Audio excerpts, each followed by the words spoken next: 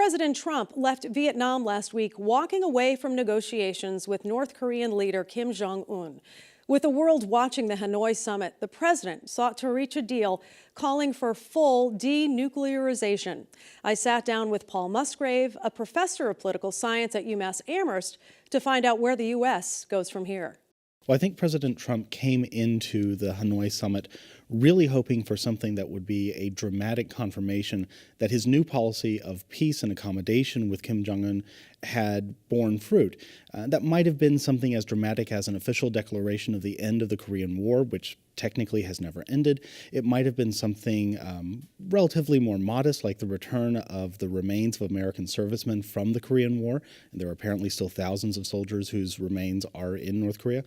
Or at least it might have been a joint statement about what markers, what further progress could be made. And instead, President Trump gave none of that. He walked out of the summit. He said in his statements that the North Koreans had asked too much of him and that sometimes you just have to walk away. And I think that even though this isn't the worst outcome, this is clearly not what President Trump wanted to have happen. But he is a negotiator, so it wasn't on his terms, so he walked away. And I know that the North Koreans wanted all of the sanctions lifted before they were able to give any commitment. I mean, he should have walked away, shouldn't he have?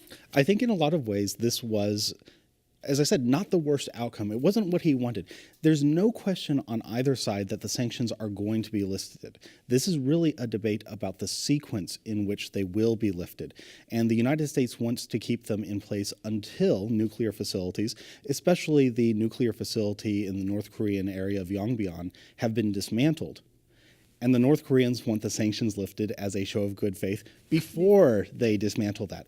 So that's kind of an irreconcilable dispute. And I think normally what you would see in a high-level summit like this over the most intense interests that two countries can have, you'd have weeks and weeks, months and months of careful background deliberation so that when the two leaders meet, all of these issues would have already been addressed and they would have just been negotiating over the finer details.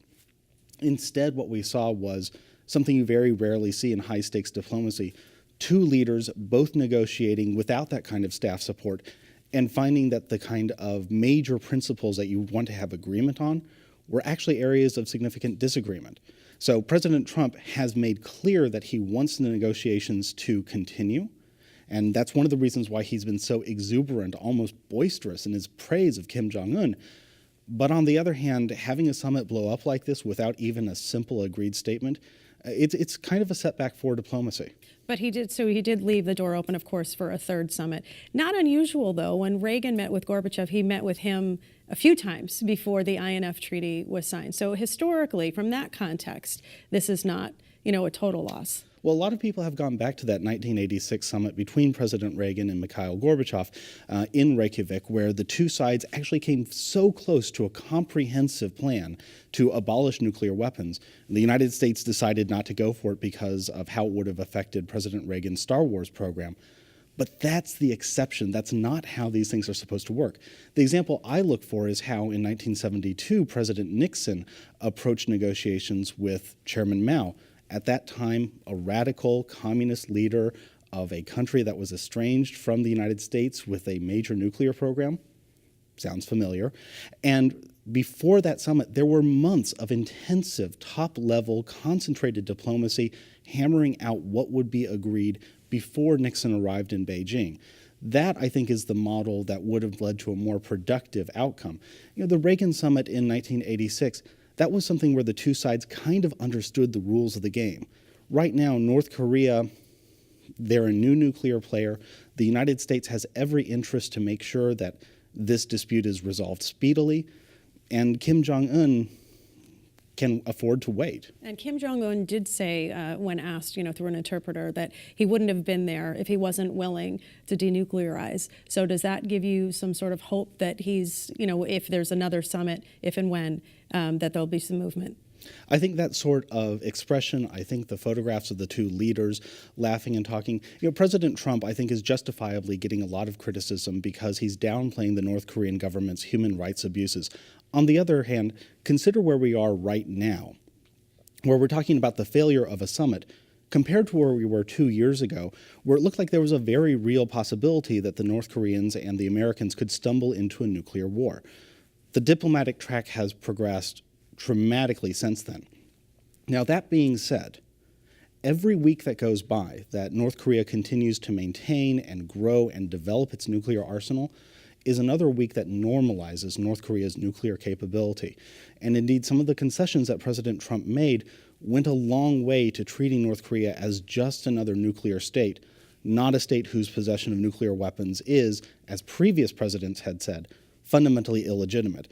And that's one of the reasons why Kim Jong Un can afford to be gracious, can afford to be generous, because the longer this diplomatic track plays out, the less likely the U.S. can keep the sanctions in place, can keep its coalition together, and the more likely that he gets the sort of recognition that he wants. And I think, what you had mentioned, the criticism for Trump, kind of, being chummy with him now, which is a stark contrast from him calling him the little rocket man a few years ago. Is that something that he kind of had to turn around in order to try to bring this guy to the table? I think there's a real logic to how President Trump has addressed this. I don't think it's the optimal negotiating strategy, but I think it is logical that when things were really getting out of hand, President Trump was making threats in an effort to compel the North Koreans to come to the bargaining table. Now he's making exuberant promises to get them to stay. And in fact, in some ways, all of his talk about making North Korea richer, about making North Korea great again, is about making a bid for the North Koreans to leave the Chinese orbit and come to the American orbit. This is really high-stakes poker. The problem is it's not clear what cards President Trump has in his hands.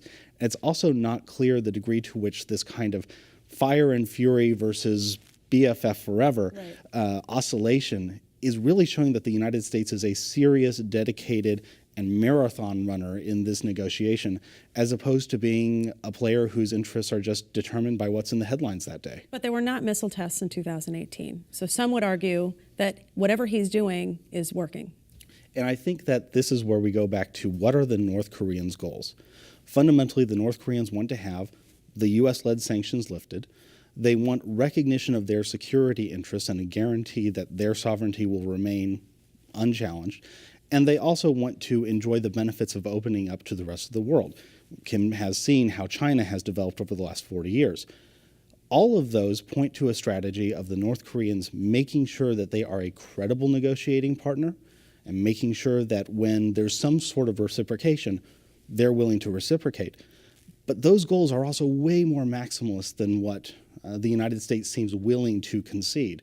And so even though 2018 and so far 2019 have seen diplomatic progress, it's not leading to the sorts of goals that President Trump entered into this negotiation with.